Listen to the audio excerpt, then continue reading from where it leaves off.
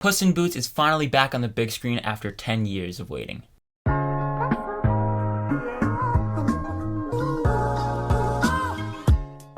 Puss in Boots: The Last Wish once again stars Antonio Banderas, Salma Hayek, Harvey Guillen, Florence Pugh, and John Mulaney. And in this movie, Puss in Boots finally discovers that his passion for adventure has taken its toll as he has burned through 8 of his 9 lives. He then sets out on an epic journey to find the mythical last wish and restore his 9 lives. Now, I am someone who grew up on the Shrek movies. I absolutely adored those movies, and in fact, they were really the first movies that got me as a young kid into movies. It's crazy to think that the Shrek movies did that for me, but it did. And I was a big fan of the previous Puss in Boots movie, the spin-off from 2011. I thought that movie was fantastic. So going into this one, I was expecting another fun time, and luckily it is another fun time, and nearly surpasses its predecessor. But before we get any further into this review, make sure to hit that like and subscribe button, and comment down below what are your thoughts or expectations for Puss in Boots: The Last Wish. But let's keep talking about it. Now, the big main difference that I noticed when watching the trailers for this movie is that it has a new animation style. This movie features 2.5D stylized animation, mixed with a couple scenes in 3D animation, and even messes with the frame rate. In a sense, it sort of feels like Spider-Man Into the Spider-Verse and the Shrek movies that we've seen before. I just have to say that I thought this new animation style, at least for Dreamworks,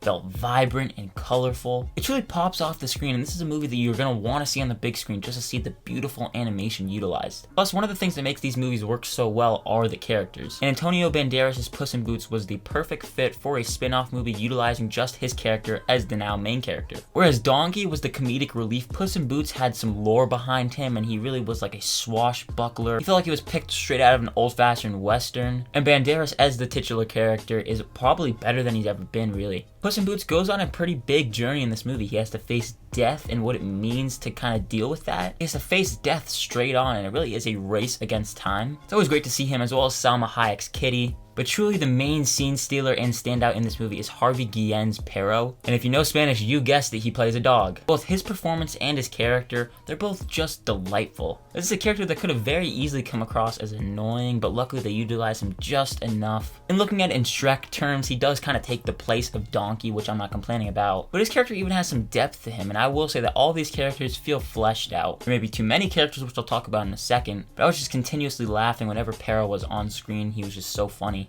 And I definitely feel like he's going to be a new fan favorite. Plus, if you're a longtime fan of the Shrek franchise like I am, there are tons of cameos for you to keep your eye out for. And even where this movie ends off, no spoilers of course, it opens the door for a return, let's just say that. But the big key thing here is that this is an animated movie, and more so family movie, that isn't just for younger kids. The Shrek movie really broke boundaries, being both a movie for adults and children. I think this is a movie that the whole family will enjoy. There is stuff for adults to enjoy and stuff for kids to enjoy. It's not too heavily focused on just playing into that younger demographic either. And it teaches some very important themes. It tackles themes of death and facing death head on, like I said, but also just being okay with being vulnerable. These are all very key things that you see in stuff like Pixar movies or some Disney animation movies, but I think it's rare that you see that in most animated movies nowadays, really. But I've been a champion for Dreamworks since they really produced their first movie. I do think they're one of the best animation studios out there, and they continue to prove that in this movie. Getting good writers to flesh out the characters and add in some deeper themes that are important to teach kids, not too heavy-handed of course, but just integrate it into the story again.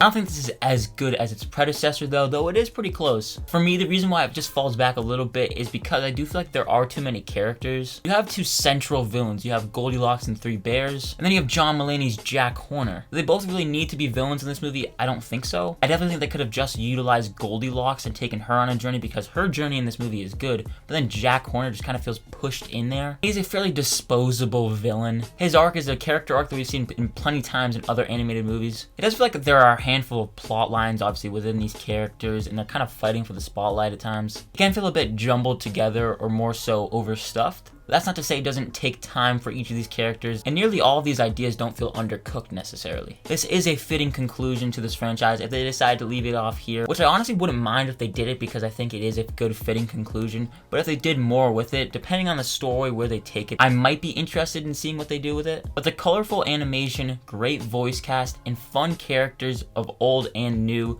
make this a good time. I'm gonna give Puss in Boots: The Last Wish a B.